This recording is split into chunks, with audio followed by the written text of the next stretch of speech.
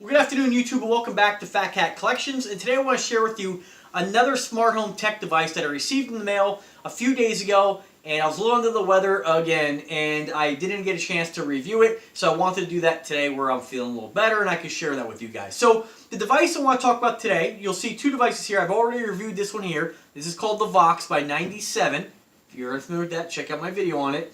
But this is the other device, and I reached out to them after receiving the other two devices. They were so generous to send me, and I wanted to review this device as well. And what this is basically a very convenient smart dock for your Amazon Echo Dot. It's not a speaker, it just allows you the ability to move this around your house and make the device portable, and a convenient way to charge the actual speaker.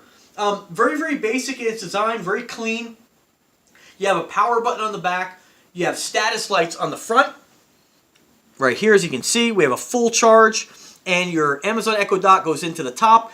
Doesn't hold it as well as the actual Vox does, but nonetheless, you're not going to move this around. Like, what are you going to walk around the house like this? This isn't, you don't. It's not a Walkman. You don't wear it on your belt, folks. Okay, it's designed to be. Listen. This is designed to be moved around your house. Take it from room to room. It's not. You don't. Oh, it could be a watch though. Just kidding. That was stupid. Nobody would wear this as a watch. Anyway, it's designed mainly to be able to power your Amazon Echo Dot for up to 10 hours on a single charge.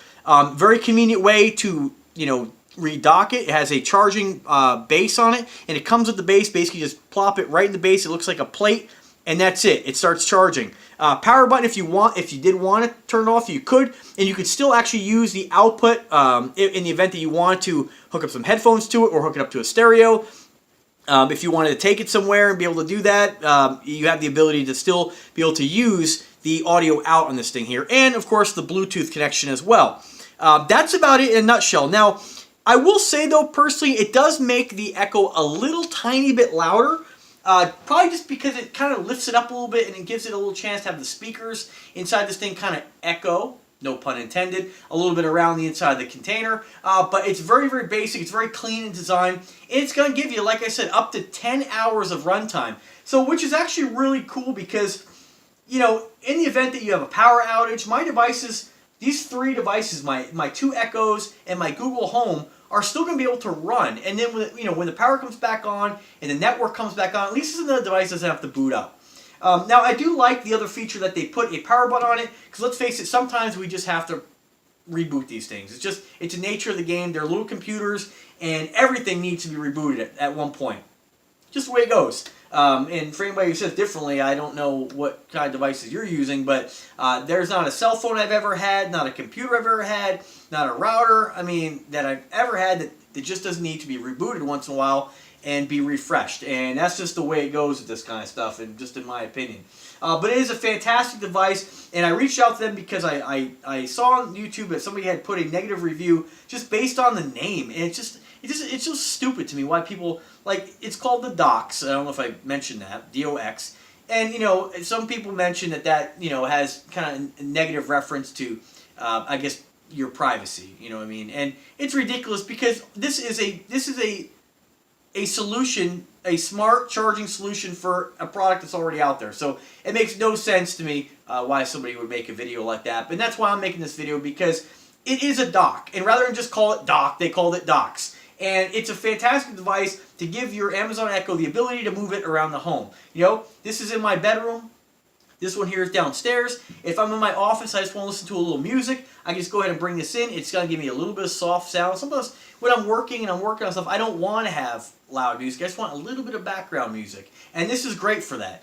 And then, of course, if I want to turn on a light or whatnot, or change the temperature in the house, I can still do all that stuff and connect to all my other smart home devices. So it's a fantastic product. It's going to, like I said, going to give you 10 hours of runtime, which I think is amazing. And I think this company, Ninety7, is just really putting out some awesome products. So that's my review. It's a winner. All three of these devices, if they weren't so generous to me and didn't send me these, I would have bought these anyway. I really hope they send me another one. I don't mean to sound desperate, guys. Can I get another one of these? These are awesome. Great products, folks. I'll put a link in the description where you can get this through eBay, Amazon, and the company website.